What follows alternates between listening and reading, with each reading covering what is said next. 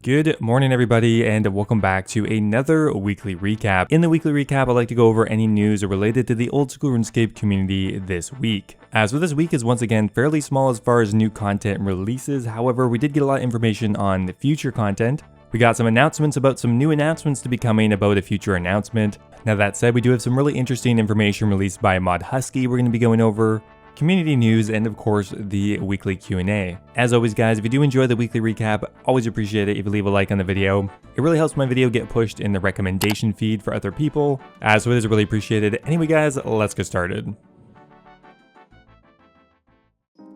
Alright, so let's start off with yesterday's game update. It's simply titled Small Changes and Tweaks. You know, when that's literally the title, it's probably going to be a fairly small update, and it is.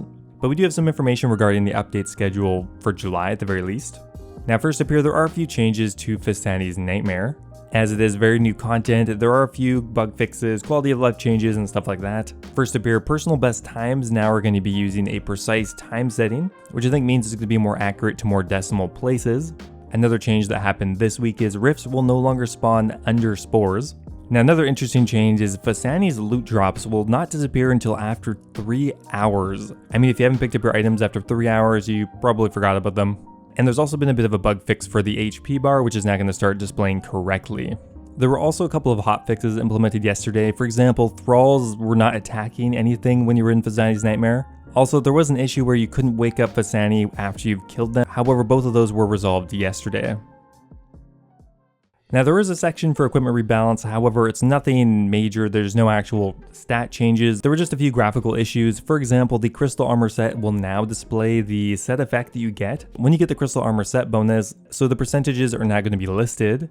And also there was a minor fix to the singing bowl. Now at the end there's a bunch of changes that are listed. One that I find really hilarious is that when they implemented the equipment rebalance, at the same time they implemented another change that allowed you to recolor your Blade of Saldor. However, the item that you would use on it to recolor it was one of the colored crystals, and it came from a shop, but for some reason the restock timer on that shop was like hours if not days, so all of the desirable colors have been sold out for a week now almost, and nobody could get it. I mean, I guess that's one way to add scarcity to an item. Kind of would have been funny had they left it, but I do understand why they reduced it.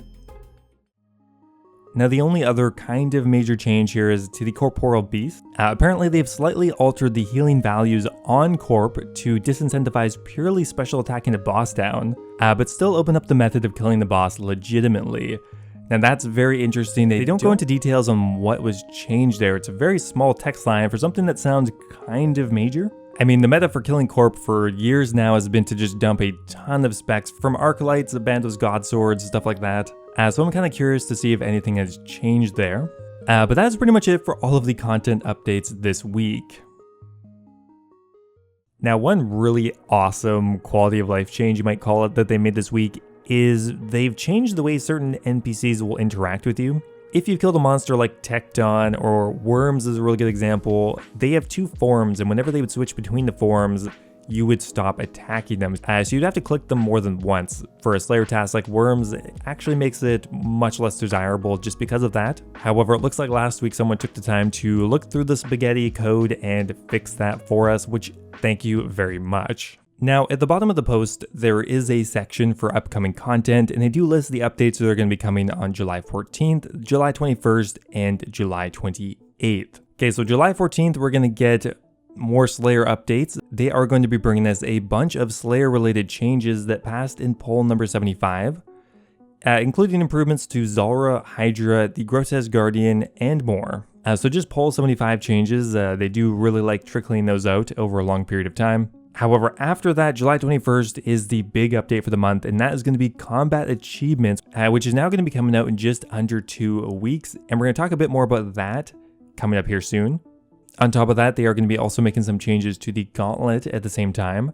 And finally here on July 28th, we are going to be getting a rework of A Night at the Theater. Well, they forgot the quest part of the quest, so I think they're adding that in now. They say this change is going to bring a more thematic approach to the quest and give you some deeper backstory around the theater and some of its mysterious participants. Now finally, they also mentioned their Summer Summit. Essentially, that is going to be the replacement for RuneFest this year, where they're going to be talking about all of the exciting new content releases they have coming for the next year or so. Hopefully there's some exciting announcements. If not, I think people are going to lose their goddamn mind. So with the pandemic scuppering recent RuneFest plans, did they really just use a nautical term for that?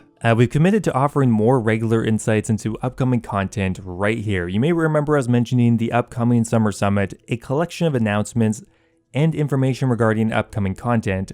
Even though we're not ready to give an exact date, it will be coming this month. So make sure to keep an eye on our live streams and socials for updates. So that is it for all of the new information. I am pretty keen to see what they have in store at the Summer Summit. I mean, I really hope they have something big in the works, but I guess we're gonna have to wait and see. Okay, now moving on here, I want to have a look at something that Mod Husky posted on his Twitter this week, and that would be some new information regarding combat achievements and the speed times that are going to be used for combat achievements. Now, Mod Husky did put a tweet out about a week ago, and there have been a few adjustments to some of the times on here, but I kind of want to show you some of the original times here just because some of them were pretty ridiculous. So combat achievements are going to have a wide variety of tasks to complete. Now, these are only the speed tasks, and I think there could be more than this as well. Now, some of these were insanely hard, and I get why they were rolled back. For example, a 6-minute corrupted gauntlet for grandmaster. That sounds really challenging. We had Vorkath with a grandmaster kill time of 45 seconds. That sounds incredibly challenging to me. Now, those times have since been dialed back a bit. For example, Vorkath for a grandmaster speed is now 54 seconds, a lot more realistic. And the corrupted gauntlet is up to 6 minutes and 30 seconds. Now, Mod Husky has mentioned that it's kind of hard to balance something like this because anybody who is into speedrunning won't find this very challenging, but the grand majority of the player base is going to find these times to be very hard to achieve. So for a kind of casual player, I gotta say most of these Master and Grandmaster tasks are probably going to be out of my reach, at least for the near future. I don't think I can imagine finishing any of these without a ton of practice, which I mean is fair. I mean, that's probably the whole point of it. But I would say getting the Grandmaster Achievement Diary done is only going to be for a very small percentage of the player base, so it is going to be fairly prestigious. Now, the final thing I want to look at here as far as community news is a very interesting tweet by Mod Ash. Now, somebody was asking if they have any plans to help the OSRS economy, but Mod Ash actually answered somewhat directly saying, but I look forward to announcements of plans regarding the economic issues. So what does that mean? I have no idea. I mean, it is vague for sure, but it sounds like they do have a plan at least to try to help stimulate the economy. I mean, that could mean a lot of things. It could mean they're trying to add in more gold sinks, item sinks, a new skill. I mean, who knows? The well of goodwill, I don't know. But I am very excited to see what that means, and hopefully we get more information in the near future. So as far as that Q&A, guys, it looks like it may not be happening. It's around half an hour after where it should have started. No news, no tweets, so I guess we're just not going to be covering the Q&A this week. Sorry about that, guys. If it does come out in the next hour or so, maybe we'll have time to edit it in, or I can edit a comment. But for now, it looks like there is no news on it. So anyway, guys, that is going to be it for the weekly recap. Hope you guys enjoyed as always, and I really do look forward to seeing you guys with a bit more news in the next couple of weeks. Thanks for watching, guys, and I'll see you next time. Now, before I go here, I want to give a giant thank you to all of my members over on YouTube. Thank you so much to Guy Fox, Wolf of the Hunt, Timothy Chen, Ocelot, and Kush Patel for all being subscribed to the Dragon tier.